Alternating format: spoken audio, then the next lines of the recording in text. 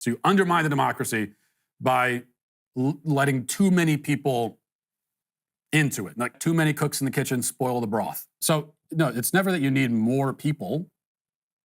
It's that you need a certain kind of person. It's that you need a certain kind of person. After an eternal marathon of watching Matt Walsh videos, because apparently I love torture, I've noticed that he's got a consistent trick. What he does is bring up a very specific topic, but rather than criticising that specific topic, he makes sweeping claims about the broader subject that specific topic is within. The other day, for instance, we saw Matt focusing on the specific topic of surrogacy, and then bam, within seconds, he was claiming that all gay couples should never be able to raise children. It's far better for a child to be raised lacking one of his arms than to be raised lacking one of his parents. Classic Matt. It's his modus operandi, I tell you. And today, we're going to see it in action again. So expanding voting rights in this way is obviously not what you do if you actually care about the future of our country or if you want to preserve our democracy. So Matt is currently tackling the specific request to lower the voting age to 16,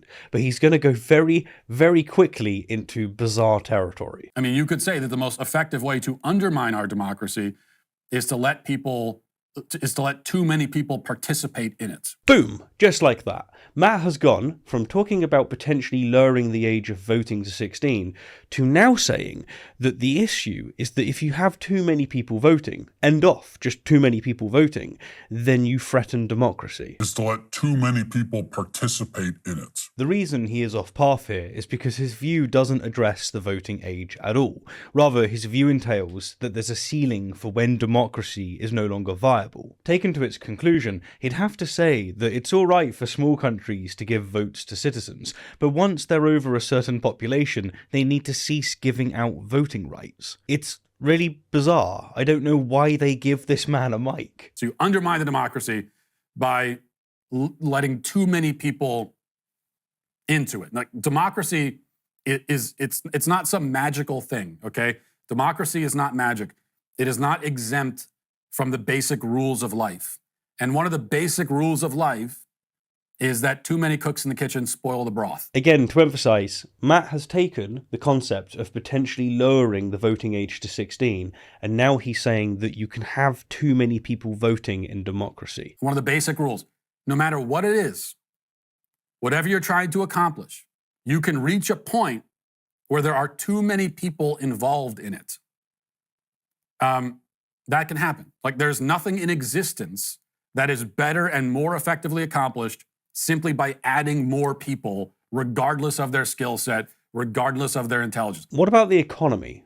Doesn't the economy benefit from, in general, having more people involved? Or what about the military? Doesn't the military benefit from having more and more recruits? Regardless of their intelligence. Now, notice that Matt is focusing on intelligence and the skill set that people bring to the table as a prerequisite for being able to vote. Regardless of their intelligence. It shouldn't be difficult to understand why this is a really, really big problem. Who gets to decide what is and isn't intelligent?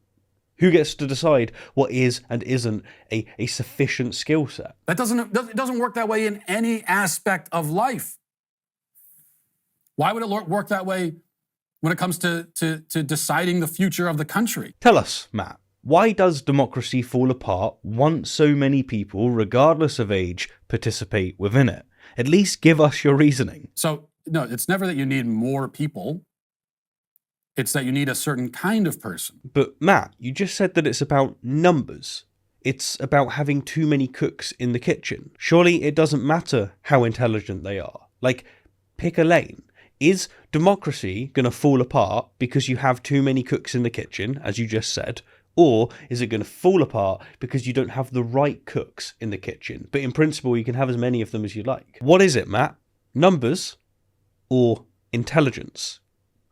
Choose one. And when it comes to voting, you need intelligent, mature, law-abiding adults who are invested in their country's future and have skin in the game. But again, who's to decide what is and isn't intelligent? Who's to decide what is and isn't a sufficient skill set? One could dismiss Matt from voting. They could say, Matt, you're not allowed to vote because you're not intelligent enough to realise that the wafer doesn't actually turn into the body of Christ. They could do this. That could be one of their parameters. They could go, no, that's a sign of a delusion, and therefore you don't get to vote. Don't you see the problem here? You can't have this as a specificity. So we need them.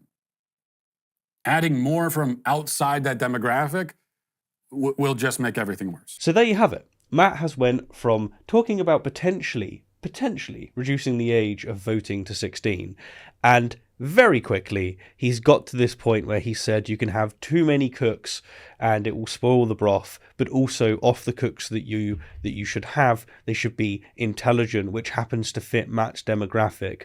Ooh, what a coincidence.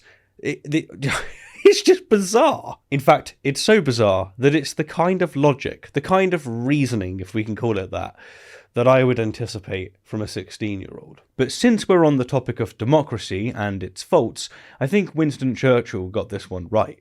Democracy is the worst form of government, except for all the others that have been tried.